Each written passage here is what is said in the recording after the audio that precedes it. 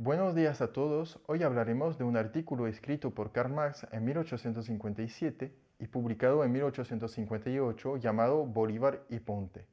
El texto fue escrito para una enciclopedia, la New American Encyclopedia, coordinada por Charles Dana, que dirigía el New York Daily Tribune. Hay que decir que el tema es delicado por razones políticas, dado que Bolívar es considerado como un héroe en los territorios que formaban parte de la Gran Colombia.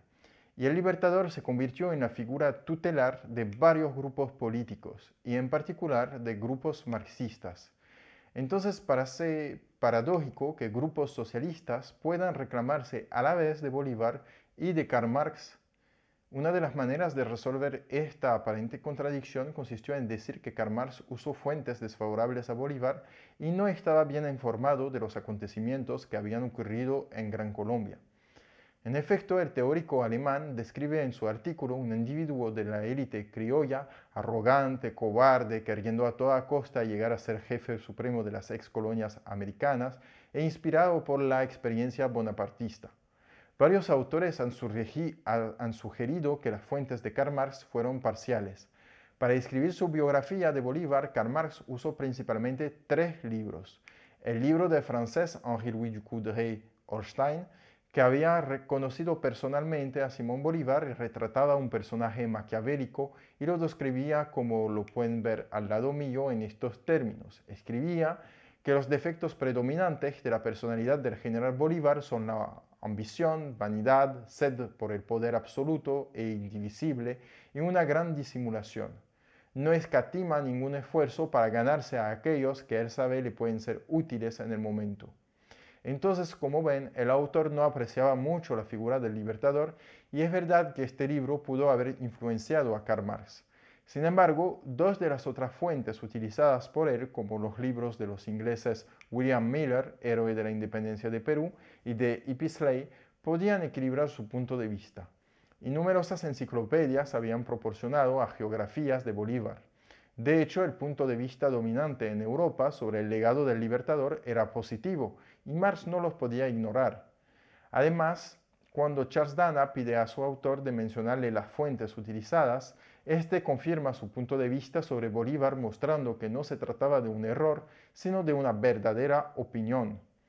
Entonces, si es cierto que comete errores en varias ocasiones, la crítica está relacionada a su visión filosófica y teleológica de las sociedades. Para Marx, Bolívar era un miembro de la clase dominante venezolana inspirada por los filósofos idealistas, y por consiguiente su papel no podía ser revolucionario. La independencia no es más que el reemplazo de una opresión de la clase dominante peninsular por la opresión de la clase dominante criolla, que mantenía el orden social que existía antes de la guerra. En vez de haber movilizado las clases dominantes de la península y de sus colonias, creó nuevas fronteras que no cambiaban la realidad social imperante. El segundo elemento que critica Marx es que los nuevos jefes políticos buscan encabezar los nuevos estados con una concentración de los poderes sin contrapeso. Marx ve en Bolívar un tipo de Napoleón Bonaparte local que actúa como un tirano garante del orden social. Así escribe en un momento en que menciona a Bolívar: en este país sometido a las bayonetas de Sucre, Bolívar dio discurso libre a sus tendencias al despotismo y proclamó el Código Boliviano, remedio del Código Napoleón. Presidente y libertador de Colombia, protector y dictador del Perú y padrino de Bolivia, había alcanzado la cúspide de su gloria. Este aspecto de concentración de los poderes en un hombre lo hace particularmente antipático ante los ojos de Marx, que creía en las luchas colectivas y los movimientos de masa. Para Marx, Bolívar solo podía lograr obtener más poder gracias a artimañas y describe a un Bolívar, cito, entre comillas, cobarde, brutal y miserable.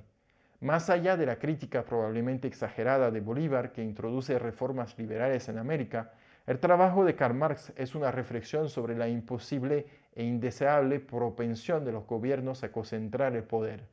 Bajo el pretexto de una emancipación antiimperialista o de defensa de los intereses del pueblo, se puede esconder un secreto deseo de reemplazar una dominación por otra. Para que se puedan forjar su propia opinión sobre el texto, les dejo en la plataforma un vínculo para consultarlo. Hasta pronto para nuevos videos apasionantes sobre la historia latinoamericana.